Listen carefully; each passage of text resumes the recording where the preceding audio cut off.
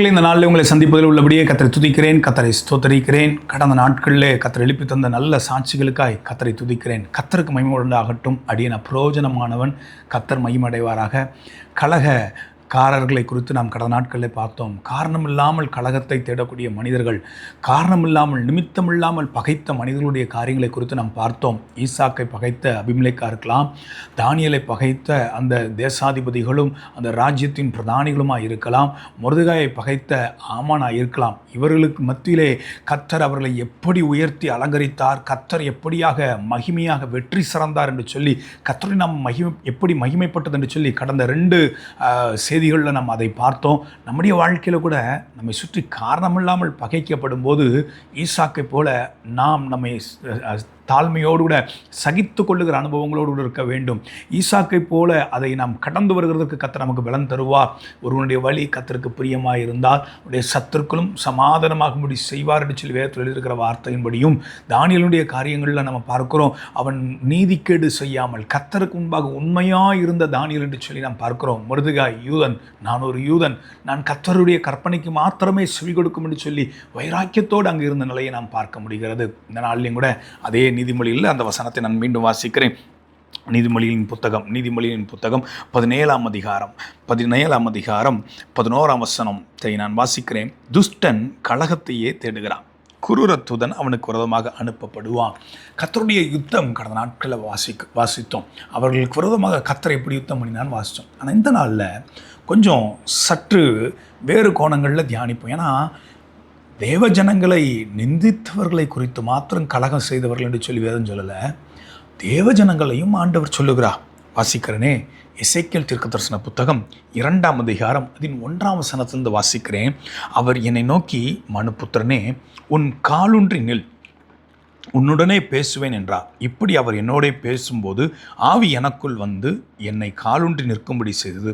அப்பொழுது அவர் என்னுடனே பேசுகிறதை கேட்டேன். அவர் என்னை நோக்கி, மனுபுத்திரனே, எனக்கு விரோதமாக எழும்பின கலகக்கார ஜாதியாகிய இஸ்ரவேல் புத்திரருக்கு நான் உன்னை அனுப்புகிறேன். அவர்களும் அவர்கள் பிதாக்களும் இந்த நாள் வரைக்கும் எனக்கு விரோதமாய் துரோகம் செய்தார்கள். அவர்கள் கடின முகமும் முரட்டாட்ட இருதயமுள்ள புத்திரர்.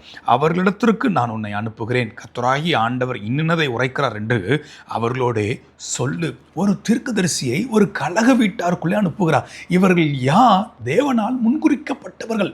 பூச்சக்கரத்தில் எல்லா பூமியில் இருக்கிற எல்லாரிலும் ஒதுக்கப்பட்ட ஒரு ஜனமாக இருந்த அந்த இஸ்ரவேல் ஜனங்கள் பாகமத்தில் 7ஆம் அதிகாரத்தில் வாசிக்கலாம், 8ஆம் அதிகாரத்தில் வாசிக்கலாம். புறக்கணிக்கப்பட்ட நிலையில் இருந்தபோது அவர்களை மீட்டு அழைத்து ரட்சித்து இம்மட்டும் நடத்தினார். ஆனால் அவர்களை வழிநடத்தின ஆண்டவருக்கு விரோதமாகவே அவர்கள் கலகம் செய்தார் என்று சொல்லி அவர்களை குறித்து எசேக்கியேலுக்கு ஆண்டவர் உரைக்கிறார். அந்த கலக வீட்டார்கிட்ட நான் அனுப்புகிறேன். தேவ ஜனங்களை குறித்து கர்த்தர் சொல்லுகிறார், கலக வீட்டார் எப்படி? தொடர்ந்து அது 3ஆம் அதிகாரம் 7ஆம் வசனத்தை நான் வாசிக்கிறேன். இஸ்ரவேல் வீட்டாரோவெனில் உனக்கு செவி கொடுக்க மாட்டார்கள், எனக்கே செவி கொடுக்க மாட்டோம் என்கிறார்களே.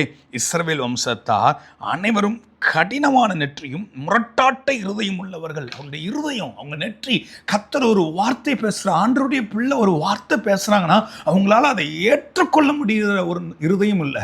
அவங்க நெற்றி ரொம்ப கடினமாக இருக்குதுன்னு சொல்லி கர்த்தர் சொல்லுகிறார். அதை சங்கீதத்தின் புத்தகத்தில் ஆசாப் 78ஆம் சங்கீதத்தில் அவர் பாடுகிறார். சங்கீதம் 78ஆம் சங்கீதம் 8ஆம் வசனத்தை நான் வாசிக்கிறேன். சங்கீதத்தின் புத்தகம் 78ஆம் சங்கீதம் 8ஆம் வசனத்தை நான் வாசிக்கிறேன். இருதயத்தை செவைப்படுத்தாமலும் தேவனை உறுதியாய் பற்றி கொள்ளாமலும் இருந்த முரட்டாட்டமும் கலகமுள்ள சந்ததியாகிய தங்கள் பிதாக்களுக்கு அவர்கள் ஒப்பாகாதபடிக்கு இவைகளை கட்டளையிட்டார். இப்போ அந்த இஸ்ரவேல் ஜனங்களுடைய இருதயத்தை குறித்து அவர் எழுதுகிறார், கலகமுள்ள சந்ததி இருதயம். அவங்க இருதயம் செவ்வைப்படுத்தாத ஒரு இருதயம், தேவனுக்கு விரோதமாக நிற்கிறார்கள் என்று சொல்லி இதை 106ஆம் சங்கீதம், சங்கீதம் புத்தகத்தில் 106ஆம் சங்கீதம் 7ஆம் வசனத்தை நான் வாசிக்கிறேன். எங்கள் பிதாக்கள் எகிப்திலே உம்முடைய அதிசயங்களை உணராமலும் உம்முடைய கிருபைகளின் திரட்சியை நினையாமலும் போய் சிவந்த சமுத்திரத்தின் ஓரத்திலே கலகம் பண்ணினார்கள். கர்த்தருடைய அதிசயத்தை அந்த ஜனங்களால் உணர முடியல, கர்த்தருடைய அற்புதத்தை அவர்களால் உணர முடியல, கர்த்தருடைய கிருபையின் திரட்சியை உணர முடியல, கலகம் பண்ணி கொண்டே இருந்தாங்க. இன்றைக்கு என் சத்தத்தை கேட்கிற தேவ பிள்ளைகளே, நீங்கள் ஜீவனோடு இருக்கிறது கர்த்தருடைய கிருபை. இன்னைக்கு கிடைத்த உயர்வு கர்த்தருடைய கிருபை. இன்னைக்கு கிடைத்த தாளந்து, இன்னைக்கு கிடைத்தக்கூடிய ஒவ்வொரு காரியமும் கர்த்தருடைய கிருபை, மேன்மை, உயர்வு, கனம் எல்லாம் கர்த்தருடைய கிருபை. ஆனால் அதிசயமாய் நடத்தி வந்த தேவனை மறந்து கர்த்தர் கொடுத்த ஆசீர்வாதங்களை திரும்பி பார்க்குறோமா? ஆசீர்வதித்த ஆண்டவரை மறந்து ஆசீர்வாதத்தை பெரிதாக எண்ணுகிறோமா? இல்லைங்க தேவ பிள்ளைகளே, நான் ஒன்று தயவாக சொல்லுகிறேன், நம்முடைய இருதயம் எப்படி இருக்கிறது என்பதை கர்த்தர் உய்து ஆராய்ந்து பார்க்கிறவராக இருக்கிறார். நம்முடைய கிரியின தக்க பலன் தான் நம்மோடு கூட வரும் என்பதை அவரோடு கூட வரும் என்பதை நீங்களும் மறந்துடக்கூடாது. இதோ நான் சீக்கிரமாக வருகிறேன், அவனவன் கிரியைக்கு தக்க பலன் என்னோடு கூட வருகிறது என்று சொல்கிறார். நம்ம இன்னைக்கு என்ன இருதயத்தோடு இருக்கிறோம்? நம்மை சுற்றி கலகம் நடந்தா கர்த்தர் யுத்தம் பண்ணுகிறார். காரணம் இல்லாமல் பகைத்தால் கர்த்தர் யுத்தம் பண்ணுகிறார்.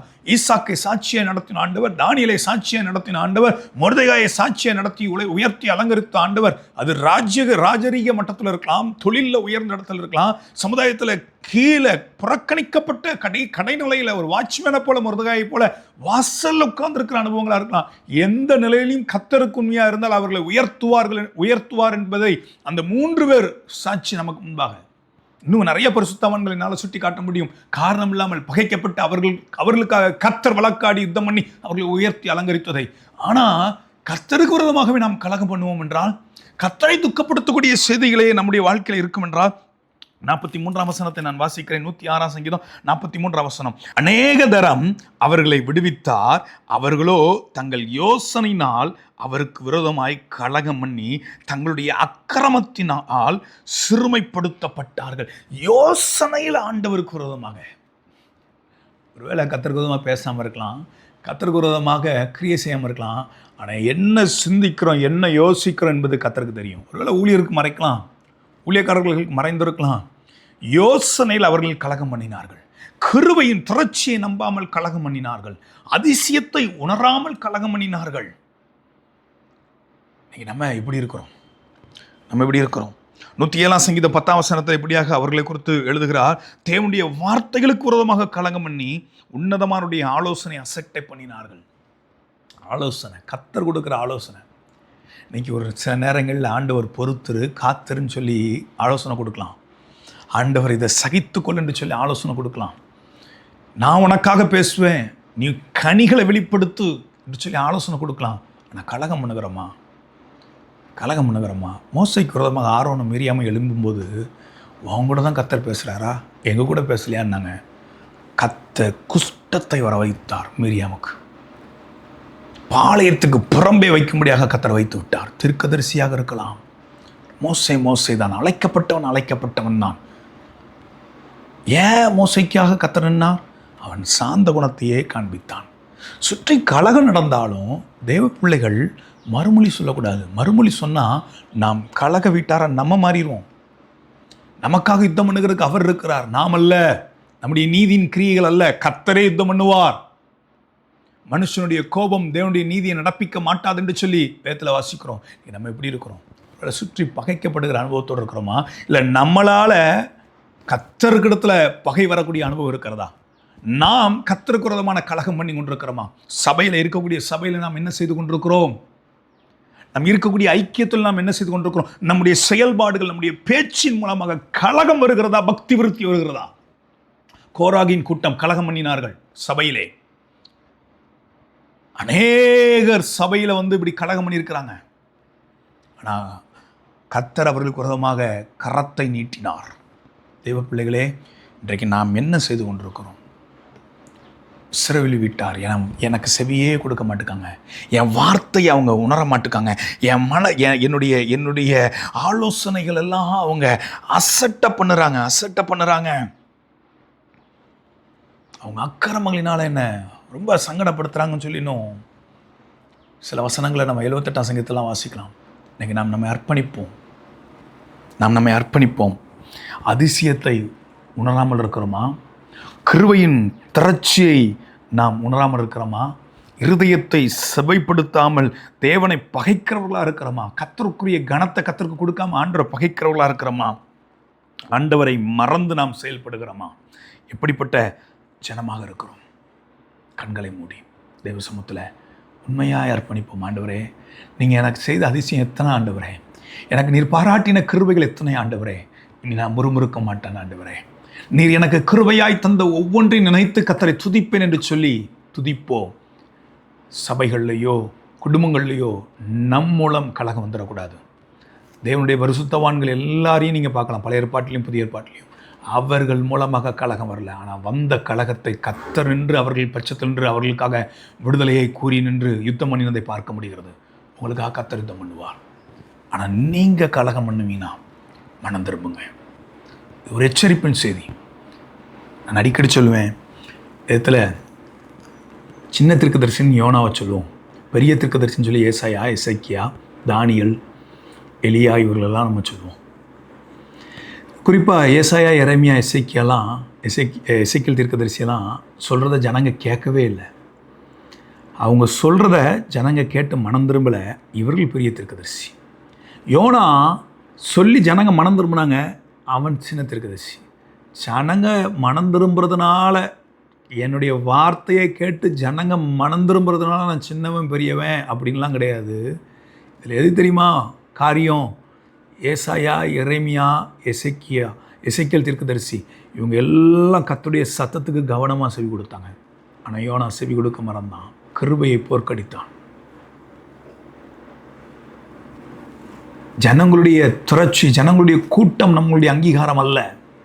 கர்த்தர் நம்மை அங்கீகரிக்க வேண்டும். கர்த்தர் நம்மை குறித்து சாட்சி கொடுக்க வேண்டும். எசேக்கியேல் தீர்க்கதரிசியை நீ இப்போ சொல்லு கேட்க மாட்டாங்க, அதுக்காக நான் உன்னை தீர்க்கதரிசியாக வச்சுருக்கேன். நீ போய் சொல், கேட்க மாட்டாங்க, அதுக்காக நான் உன்னை தீர்க்கதரிசியாக வச்சுருக்கேன். ஒருவேளை சபை நடத்தக்கூடிய போதக பிதாக்களாக இருக்கலாம், கர்த்தருடைய ஊழியர்களாக இருக்கலாம், கர்த்தருடைய தாசர்களாக இருக்கலாம், கொஞ்சம் ஜனங்க சொல்லி மனம் திரும்பலையே நம்ம சங்கடப்படலாம். தேவ சமூகத்தில் போங்க. கர்த்தருடைய இருதயம் நம் நிமித்தம் அநேக நேரங்களில் குளிரும். என்னுடைய அனுபவங்களை நான் சொல்லுகிறேன். மனம் திரும்ப செய்கிறது ஆண்டவர். இன்றைக்கி நாம் நம்மை அர்ப்பணிப்போமா? இன்றைக்கி நாம் கலகம் பண்ணுகிறவர்களாக இருக்கிறோமா? இல்லை நமக்கு காரணம் இல்லாமல் கலகங்கள் வருகிறதா? நாம் கலகம் பண்ணினால் அந்தோ பரிதாப நிலைக்கு மாறிவிடுவோம். இல்லை கர்த்தருடைய சித்தத்தையே நான் செய்கிறேன் என்று சொல்லி கண்களை மூடி, தகப்பனே நன்றியோடு துதிக்கிறோம், நான் ஸ்தோத்திரிக்கிறோம். இந்த நேரத்தில் கர்த்தருடைய ஆவியானவர் ஒவ்வொருவரும் இடப்பட்டு கொண்டிருக்கிற தயவுகளுக்காய் ஸ்தோத்திரம். கர்த்தருடைய கிருபையின் கரம் ஆண்டவரை வெளிப்படுகிறதுக்காய் துதிக்கிறோம். கடந்த 3 நாட்களும் எங்களோடு நீங்கள் பேசியிருக்கிறீங்க. ஆண்டவரே, காரணமில்லாமல் பகைக்கப்படுகிற அனுபவங்கள் ஒருவேளை எங்களுக்குள்ளே இருந்தால் எங்களுக்காக நீங்கள் வழக்காடுவீங்கன்னு வாக்கு பண்ணியிருக்கிறீங்க. ஒருவேளை நாங்கள் கலகம் பண்ணுகிறவர்களாக இருப்போம் என்றால் இன்றைக்கி மனம் திரும்புவதற்கு ஏதுவாக நீங்கள் எங்களை நடத்திருக்கிறீங்க. எங்களை அர்ப்பணிக்கிறோம். கர்த்தருடைய வார்த்தைக்கு நேராய் திரும்புகிறோம். அதிசயங்களையும் கிருபைகளையும் உணர்கிறதுக்கு எங்களை அர்ப்பணிக்கிறோம். கர்த்தர் மகிமைப்படட்டும். இயேசுவின் மூலம் பிதாவே, ஆமென்.